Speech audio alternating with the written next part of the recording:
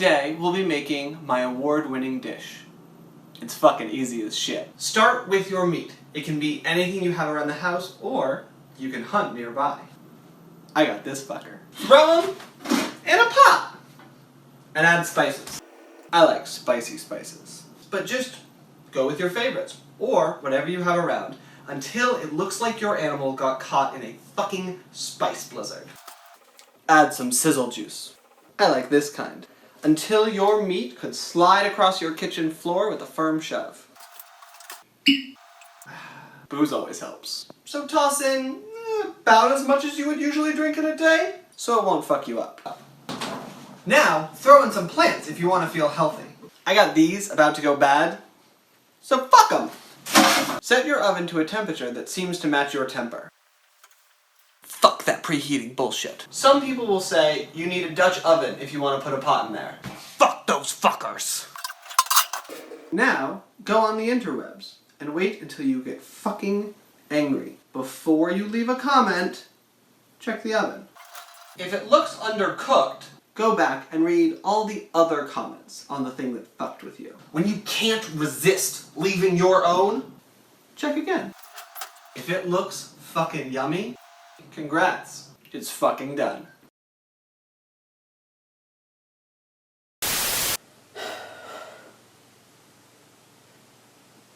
I said fucking fiddlehead fern. Does that look like fiddlehead fern to you? No! It looks like fucking ramp, because it is fucking ramp, you fucking cunt! I'm sorry, I don't like that word. Look, I won a James Beard Award last week, which you should fucking know because you work here, and starting last week doesn't mean you shouldn't know fuck all. Look, I'm suddenly a big fucking deal, and it would be nice if... And here's the secret. I shouldn't be a big deal. Because I still use my grandma's hush puppy recipe. Look, it's... The beard is just... It's a lot of... And... Honestly, I'm sorry I called you a cunt. But... For fuck's sake, who sent you to get the emergency fiddlehead? Because clearly you aren't qualified either! God.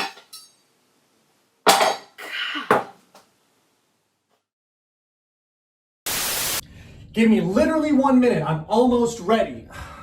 I mean, I was ready, and then you weren't, so I decided to go the extra mile. Here I am getting shit for us being late. You know, tip-off's not even until 3, and I have no reason to shoot the breeze with a bunch of people who were just there to eat chips and get drunk. You know I enjoy watching these games, and these bros don't know what the fuck they're talking about. Last year, Sophie's boyfriend, Chad, or whatever his name was, he asked if NYU was playing. As if NYU has ever made it to the Sweet 16, better yet made it to the championship game. I cannot with these asshats. I mean, why go to a watch party if all you intend on doing is not actually watching the game? Just go to a bar or just have your friends over for chips and beer. You don't need a sporting event. I swear, if a single person ruins this game for me today, it will not be pretty. All right, let's go.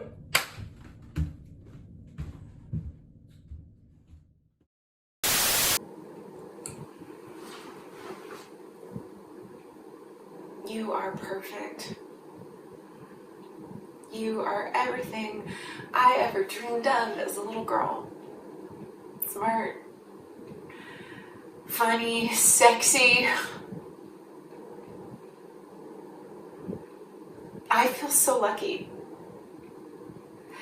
I come home from a long, exhausting day of work and I get to hear about your long, exhausting day of work and you inspire me. You literally save orphans.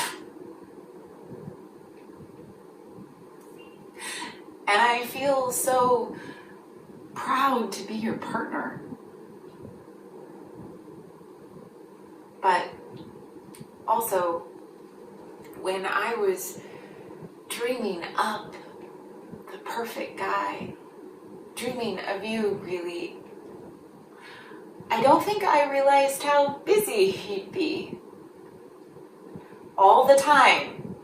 The meetings, the business trips, the constant phone calls every hour of every day. I mean, I get it.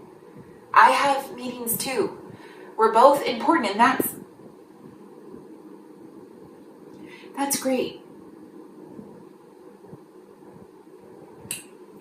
But I want someone who's home when I get home, who can cook dinner instead of picking up takeout from Del Posto's for the 3rd time this week, and who's a little self-conscious about sharing work stories because my work stories are so much better because they know I'm more important.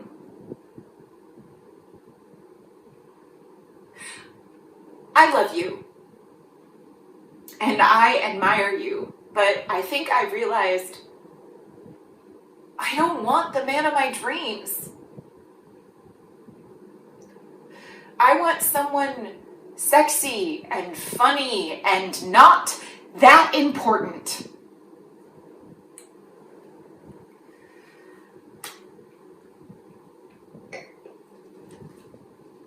I want a trophy husband.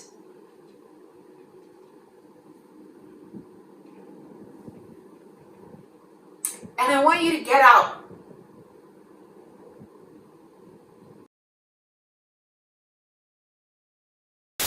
Hi, yes, it's Debbie. You know exactly who the fuck I am, Rachel, and I will not be cut off by your 45-second voice message. No, sweetie, no. Mommy's not mad at you at all. Mommy's just nipping a little patriarchal shit in the butt. Okay, let's get one thing straight. This isn't about your little shit-stained pig pen of a son. I can't blame him if he's a slack-jawed mouth breather who doesn't understand how to not grab a soccer ball with his hands. No, sweetie, it starts at home. She needs to raise better boys.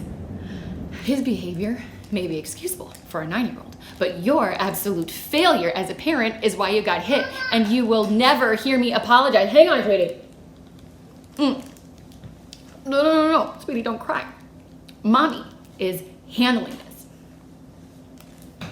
You need to understand that I am not Tay-Tay. I am Kim fucking Kardashian. And Rachel, I come bearing receipts that will make sure that no PTA member ever looks you in the eyes ever again. He ever tries to pull a hard-earned award out of any little girl's hands ever again, I will gladly make sure that he watches his mother get her ass handed to her all over again. Motherfucker!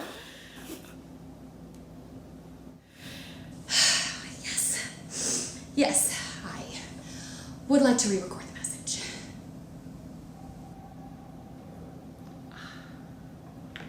That looks great.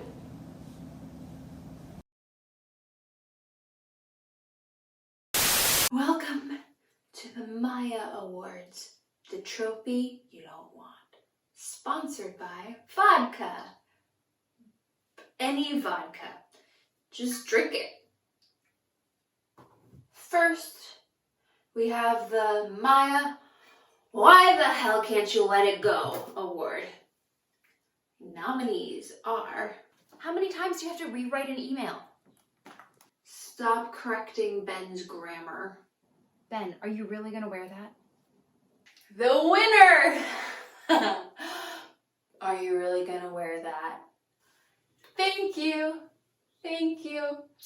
When I said that to Ben, I wasn't thinking about how he would react or his feelings. I was just thinking stripes and he was thinking, bye-bye.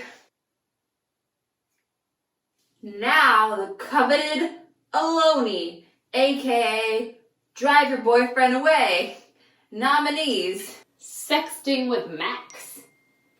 Letting Ben see the texts. Open relationship discussion with Ben. And the winner, a 3-way tie! Congratulations, Maya, you'll die alone.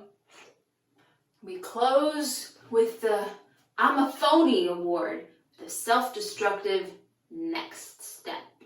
Nominees, hook up with Max. Beg Ben for forgiveness and refuse to fully commit. Or vodka. The winner! Vodka first. Decide at 2 a.m. A big shout out to Maya, without whose bad decisions none of this would have been necessary.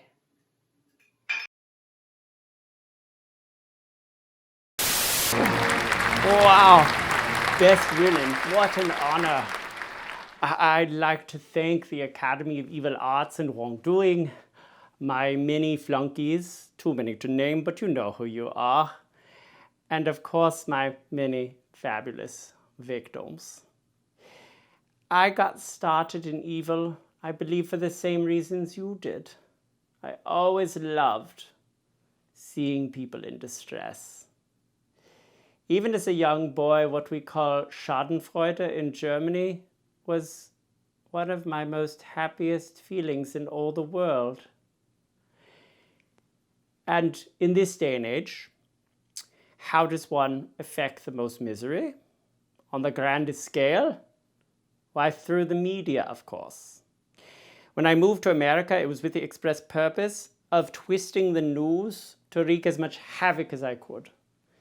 Even I could not have anticipated that rigging elections would become my calling. But it just goes to show you must always be open to what life puts before you. Thank you again for recognizing my work and voting me best villain.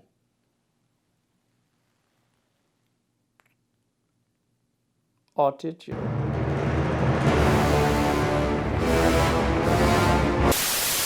First date? Yeah, I like Nordstrom Rack.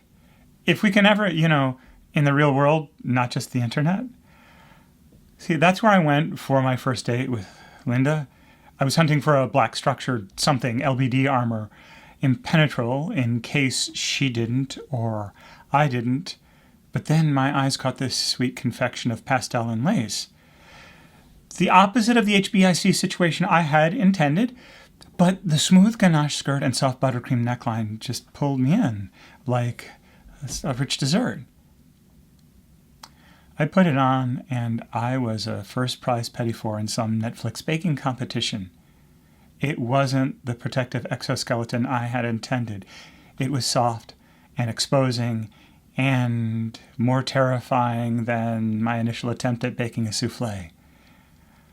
But Linda, when we first met, she just looked at me and said, "Scrumptious."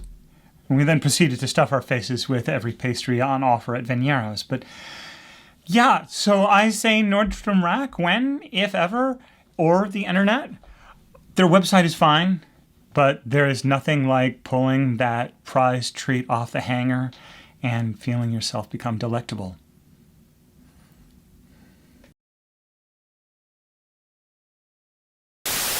I don't want it. I should feel lucky there's a contest at all, right? But I don't want it. I wasn't trying to get it, and if I'd known you were giving them out, I would have thrown the goddamn contest. Listen, I came here to make the best Street Elmo costume I could because I love Times Square and I love Street Elmo. Because Street Elmo makes people happy. Little kids' eyes light up. Parents take their kids' picture with Street Elmo. Even though they just as happily have the guy inside deported, that's how happy it makes the kids. Even when everybody's feet hurt because this is the first time in years they've walked more than half a mile. Cops don't even mind that because now that the pandemic's over, this one at least, it makes Times Square feel normal again. A trophy Trophies are for meatheads who fuck cheerleaders' mothers to get Salesman of the Month. They're not for some retired engineer from Midwood who's never won one for the shit he hates. And sure as hell doesn't want one for the thing he loves. Take your fucking trophy back and give me my Elmo.